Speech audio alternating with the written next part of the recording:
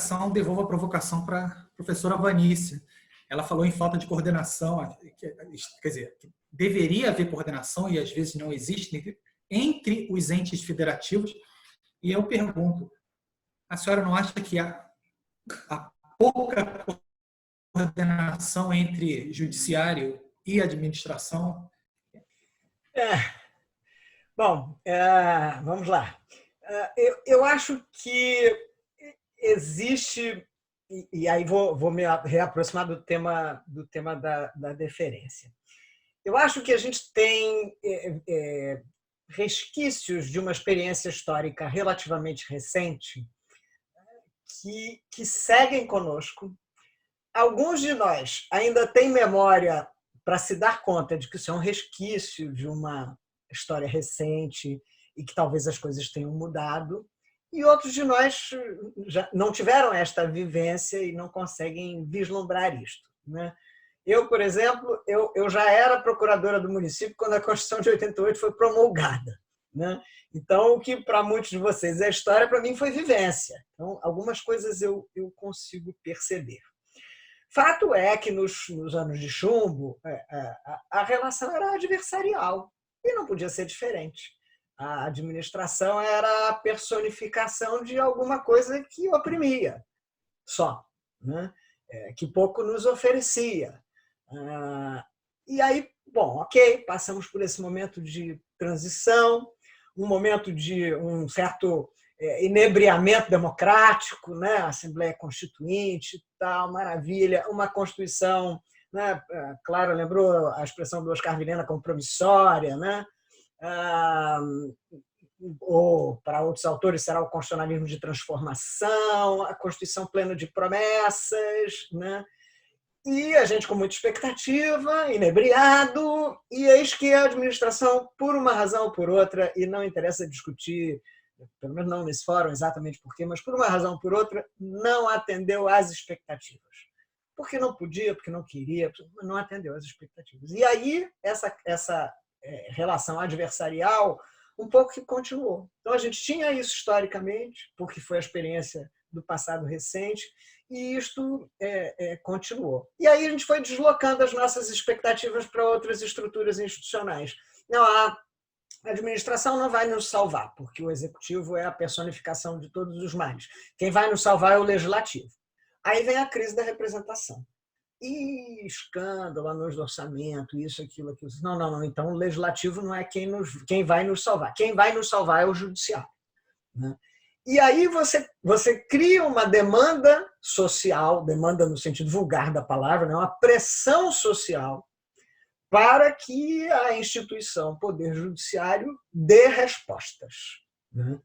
Para um conjunto de relações que são altamente regradas pelo direito. E aí, portanto, a primeira impressão é, olha, se existe um aspecto de direito envolvido, eu sou a estrutura institucional vocacionada a zelar pela boa aplicação do direito, eu tenho um papel a desenvolver, né? Muito bem. E aí, como o ponto de partida ainda era um ponto de partida adversarial, o estabelecimento da comunicação institucional ficou muito difícil, né? Porque isso não era uma prática. Você mesmo mencionou as coisas que a gente aprende na faculdade, né? E a gente não aprende na faculdade a estabelecer relações de natureza dialógica, né? O direito dá a resposta. Quem tiver o melhor direito é esse, né? A gente não aprende a estabelecer relações dialógicas. De outro lado, também a administração tem grande dificuldade em declinar as suas razões. Isso é um discurso que eu já fiz várias vezes, e aí quem fala é o ex-administrador. Eu já fui secretário de administração no município do Rio de Janeiro e no estado do Rio de Janeiro. Por que a administração frequentemente tem dificuldade de declinar suas razões? Bom, tem as hipóteses patológicas, né? Não é destas que eu estou falando, né? Vamos pensar nas hipóteses normais, né? Bom, a administração, essa também é uma expressão que eu uso sempre, é a primeira porta onde o problema bate, né? Um exemplo mais recente, agora até já passou um pouco de moda, né? Mas um belo dia a gente acordou de manhã, a cidade estava lotada de patinete. Não foi? De um dia para o outro. A gente acordou e olha esse negócio na rua, né? Ninguém sabia que empresa era, como é que usava, o que era aquilo. Aí todo mundo achou aquilo bacana, vamos usar. Aí um caiu, outro se quebrou, outro foi atropelado, outro não sei o quê. Uma confusão generalizada, a administração teve que sair correndo. Preciso dar algum parâmetro para isso, porque as pessoas estão se acidentando. Né? Então, a administração é a primeira porta onde o problema bate. Como ela é a primeira porta onde o problema bate, ela frequentemente decide do jeito que dá. Né? Olha, conhecimento parcial do problema, não posso esperar, não posso dizer às pessoas, aguenta aí um mês que eu vou meditar sobre como é que é a regulação do patinete, eu vou decidir. Aí tá bom, tá ruim, depois eu acerto, faço outra coisa. Né? Então, a administração tem enorme dificuldade de declinar esse tipo de coisa. Neste momento da pandemia, né, e aí resgata a minha afirmação da lente de aumento, neste momento da pandemia, a administração está decidindo do jeito que dá. Né? A curva está achatando ou não está achatando? Sei lá, porque não tem teste no número suficiente. Não, sei lá, cara. Vamos embora, vamos fazer alguma coisa. Não posso deixar o povo morrer. Né?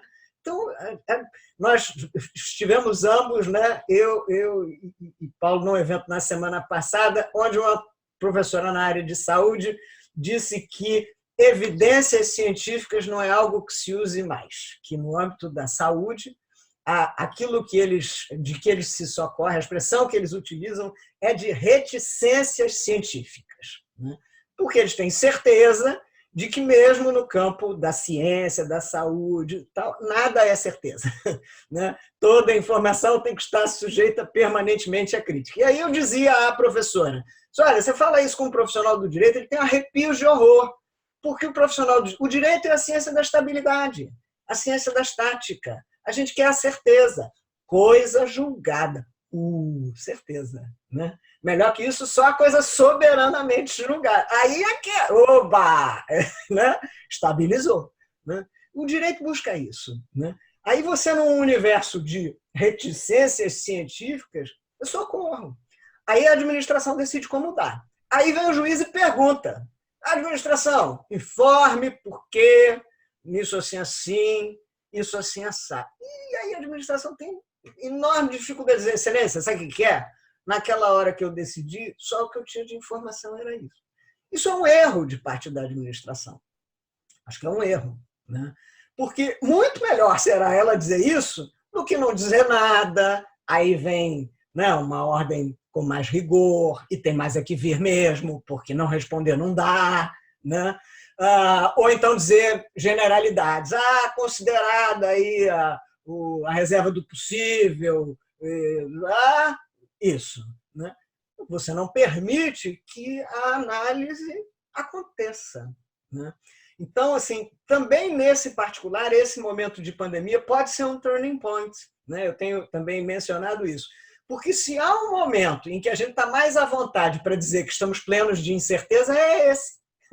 Não, todo mundo está cheio de incerteza. Então, você dizer, olha, eu não tenho certeza do acerto estratégico desta ação de controle da pandemia. Você não tem certeza, a Itália não tem certeza, a Alemanha não tem certeza, os Estados Unidos, a OMS não tem certeza. Entra na fila, xará, é você e um monte de gente. Não. Essa professora, se me permite, usou uma frase que eu achei sensacional, que é o seguinte, médica, na ciência médica nós só temos uma certeza, aquilo que não sabemos. Então, assim, eu achei sensacional. Se até a ciência médica não tem certeza de muita coisa... Né? Aí eu queria pegar Clara mencionou mais de uma vez o artigo 3º da Lei 13.979, que fala nas evidências, né? Mas veja que o mesmo dispositivo ainda vai e fala informações estratégicas em saúde. Veja que ele aí já abriu a porta para a incerteza. Olha, haverá as evidências, em alguma coisa há evidências, mas em outras coisas não há. Só o que eu tenho são indícios, informações estratégicas. E aí, com essas informações, você vai decidir o que der para decidir. Né? Então, assim, eu acho que esta resistência ao diálogo ela existe, e acho que a administração tem muita responsabilidade nisso também, porque tem essa dificuldade. Gente, eu vou dizer para o juiz que eu não tinha o quadro completo? Vai dizer para o juiz que não tinha o caso completo, porque o juiz também não é uma pessoa que vive em outro planeta, ele vai saber, gente, olha, o cenário era de indeterminação, era isso, era aquilo. Ou então, eventualmente, até Sua Excelência dirá, amigo, essa indeterminação já tinha passado e tal, não é bem isso. Não é? Você tem que declinar qual é a sua, ainda que parcial, o conhecimento tem que declinar. E aí, nisto, eu vou só fazer um comentáriozinho muito polêmico, mas é que eu não estou me segurando, né? Temos aí a MP 966, demonizadérrima, né? É para liberar geral. Não é.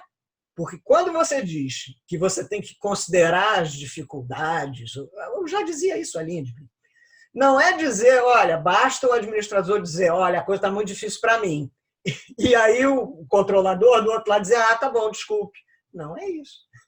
Quando a medida provisória diz que você tem que considerar as dificuldades, ela está dizendo que o administrador tem que demonstrar as suas dificuldades reais, né? E que no exercício da decisão, o agente decisor do controle, seja qual for o agente decisor, considerará. E ele pode entender justificada ou pode entender não justificada, né? Eu fiz esse comentário porque eu acho que tudo é uma questão de como você lê o dispositivo, né? O dispositivo pode ser um dispositivo que fortaleça esse diálogo, porque permite dizer, olha só, eu estou aqui pronto para ter isto em consideração, mas é preciso que você diga, né? Enfim, só um comentáriozinho que não resisti de formular.